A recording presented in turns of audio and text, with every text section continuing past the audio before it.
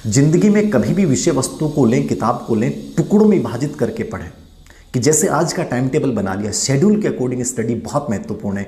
कि आज मुझे बाल विकास पढ़ना है तो बाल विकास में मुझे ग्रोथ एंड डेवलपमेंट पढ़ना है, शिशुअवस्था, बाल्यावस्था और किशोरावस्था पढ़नी है। टुकड़ों में विभाजित करके टारगेट तय करें। आप लंबा लक्ष्य बनाएं, लक्ष्य को छोटे छोटे उद्देश्यों में विभाजित करें, जिससे कि उनकी प्राप्ति में आपके लिए बहुत आसानी रहेगी। तो ये एक बहुत ज़रूरी है, क्योंकि बहुत लंबा लेके चलोगे कि आज एक ही टॉपिक को मुझे पूरा पढ़ना है तो आप थक जाओगे और वो आप में एक प्रकार से नकारात्मकता भी पैदा करेगा। तो ज़्यादा बेहतर ये है कि उस टॉपिक को, बड़े टॉपिक को टुकड़ों में विभाजित करके और उसके बाद जो है उसकी आप तैयारी करें। ये बहुत ज़रूरी है, याद रखना। पांचवी चीज़, परिस्थिति के अनुसार निर्णय लेना है। स्मार्ट स्टडी ये कहती है कि जैसी परिस्थिति है, कितने महीने हैं, कौन सी संस्था आयोजित कर रही है, अब इन महीनों में मुझे मैक्सिमम कैसे देना। मैंने कहा ना कि हुमायूं क्यों हारा, शेरशाह सूरी का रणनीति थी कि युद्ध क्षेत्र में बारिश का इंतजार किया और उसके बाद उस क्षेत्र में जहां बारिश भर गई और उसके बाद उसके साथ युद्ध किया।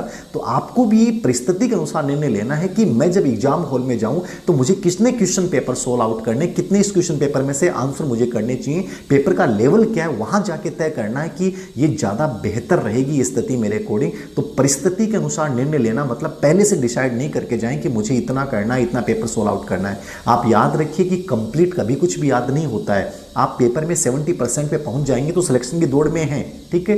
तो आपको बहुत ज़्यादा मैटर कोई गहन अध्ययन करने की आवश्यकता नहीं है। आपको केवल उन चीज़ों की पहचान करने की पर्सन कहाँ से आता है, समझ में आ रहे हैं। मैंने साइकोलॉजी की बात की पहले, ठीक है। ऐसे अपन राजस्थान के इतिहास की बात करते हैं तो हमें पता है कि चित्रकला पे प्रश्न आता है, चित्रकला पे गौण चित्रकारों में प्रश्न आता है। ये नया ट्रेंड है। अब ये ट्रेंड को पहचान लेना, ये स्मार्ट स्टडी, ठीक है। नृत्य के ऊपर प्रश्न आता है, नृत्यों में जो गौण नृत्य उनमें प्रश्न आता है, ये स्मार्ट स्टडी है। राजस्थान के एकीकरण पे प्रश्न आता है हर एग्जाम में। पहले सामान्य प्रश्न आता था, अब राजस्थान के एकीकरण पे ये प्रश्न आने लग गया कि किस एकीकरण के चरण में कितने करोड़ रुपए खर्च हुए, ये राशि तक पूछी जाने लगी। मतलब ये स्मार्ट, ये पहचान करनी है कि आजकल का ट्रेंड क्या है, न्यू ट्रेंड क्या है, उस ट्रेंड के अकॉर्डिंग अपने मैटर को सुव्यवस्थित रूप से तैयार करना, ये स्मार्ट स्टडी है साहब। भीड़ तंत्र से अलग होना, ये चीज़ें आपको कैच करनी पड़ेंगी, कोई नहीं बताएगा ये चीज़ें कोई नहीं बताएगा, आपको खोजनी पड़ेंगी साहब कि इस एग्जाम पैटर्न के अकॉर्डिंग ये एग्जाम का पैटर्न ये सिद्ध करता है कि यहाँ हमें ये चीज़ें फॉलो करनी है। तो ये चीज़ें आपको करनी है। दुनिया में अपने आप पे विश्वास रखो, याद रखना, उम्मीद अपने आप से रखो और आपकी उम्मीदें केवल आप ही पूरी कर पाओगे, लेकिन वो तभी कर पाओगे जब भीड़ से अलग निकल जाओगे।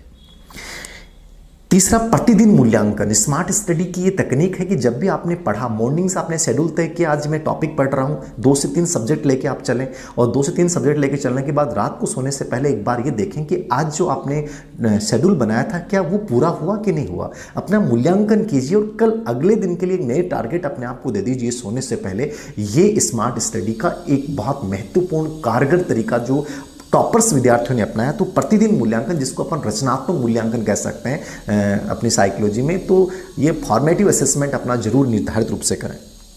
एक एग्जाम से पहले, बहुत बार बच्चे कहते हैं सर मॉडल पेपर वगैरह, आप एग्जाम से पहले एक बार अपने आप को ओरिजिनल परिस्थिति में रह के अपने कॉन्फिडेंस को बिल्ड करने के लिए और एग्जाम के डर को दूर करने के लिए मॉक टेस्ट पेपर का भी आप दे सकते हैं। मॉक टेस्ट पेपर एग्जाम के फोबिया को दूर करने के लिए जो वास्तविक रूप से परिस्थिति के अकॉर्डिंग हो उसको आप जरूर दें, तो उससे आपका एग्जाम का एक प्रेशर जो है उसको आप हैंडल कर पाओगे। तो मॉक टेस्ट स्मार्ट स्टडी का एक आवश्यक उपकरण है।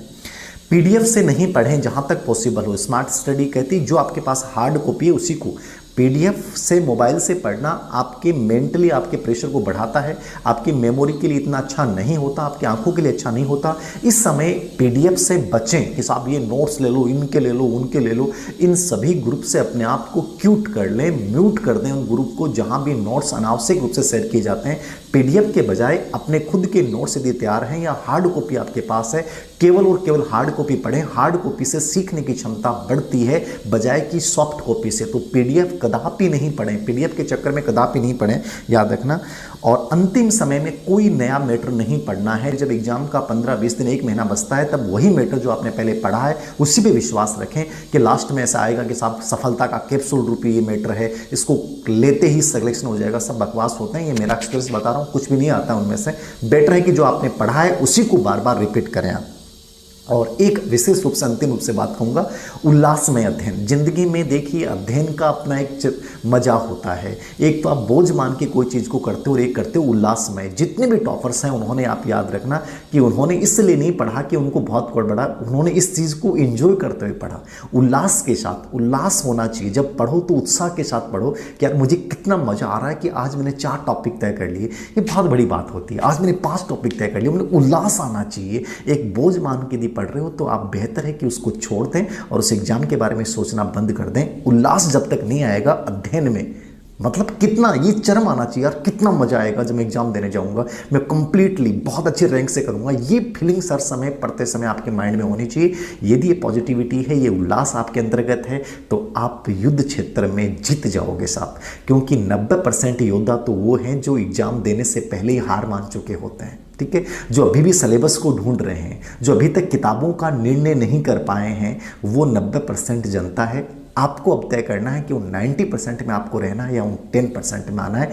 स्मार्ट स्टडी यही कहती है, सीमित संतुलित मैटर के साथ, उसी का बार बार रिपीटेशन, मल्टीप्लाई रिवीजन, उसी मैटर का अभ्यास प्रश्न पत्रों के साथ उसका मूल्यांकन करना, प्रतिदिन अपना मूल्यांकन करना, शेड्यूल के अकॉर्डिंग पढ़ाई करना, किस परिस्थिति के अकॉर्डिंग कौन सी संस्था आयोजित कर रही है उसके वर्तमान पैटर्न को ध्यान में रखते हुए अपनी तैयारी को अंतिम रूप देना और एग्जाम से 20 दिन पहले कंप्लीटली सिलेबस कवर करके लास्ट के 20 दिन केवल रिपीटेशन और अभ्यास के लिए रखना, ये स्मार्ट स्टडी है साहब। यदि ये आप में है तो आप युद्ध जीत चुके हैं, और यदि ये तकनीक आप नहीं अपना रहे हैं तो युद्ध होने से पहले ही आप वो हारे हुए योद्धा हैं जिनका मनोबल टूटा हुआ है। और मैं देख रहा हूँ अधिकतर बच्चे के मैसेज मेरे पास आते हैं, तो मैंने निष्कर्ष निकाल लिया है कि जनता अधिकतर हालत ख़राब है साहब। टॉपर्स का एटीट्यूड अलग है कि मैं हूं और मैं करूंगा और बेहद अच्छे मैटर के साथ और संतुलित मैटर के साथ करूंगा। जो मैटर पढ़ रहे हैं उस पर आपको विश्वास रखना है। जरूरी नहीं है एग्जाम में सब कुछ मैटर से आए, लेकिन बहुत सारी चीज़ें होती हैं कि युद्ध क्षेत्र में, एग्जाम क्षेत्र में जब जाते हैं तो आप में पॉजिटिविटी है तो बहुत सारे प्रश्न आपके सही हो जाते हैं, क्योंकि सभी कुछ किसी किताब से कुछ नहीं आता, कंप्लीट कभी कुछ किसी से नहीं आता है। एग्जाम वाले दिन आपका कॉन्फिडेंस, आपका एटीट्यूड जो है वो आपको विजेता बनाता है। तो स्मार्ट स्टडी यही है कि भीड़ से अलग निकल के संतुलित मैटर के साथ मल्टीप्लाई रिविजन करते हुए उसको दोहराइए, आप निश्चित रूप से जीत जाएंगे। युद्धों को अध्ययन कीजिए, ठीक है। माउंट एवरेस्ट वाली मैंने बात बताई, ये सब चीज़ें इस बात को सिखाती हैं कि हम यदि सही तरीके से रणनीति के साथ करते हैं तो हम निश्चित रूप से अच्छा बनेंगे। निश्चित रूप से मुझे लगेगा कि इस वीडियो को देखने के बाद एक पॉजिटिविटी का आप में संचार होगा और इस पॉजिटिविटी के साथ अपनी तैयारी को आप अंतिम रूप देंगे।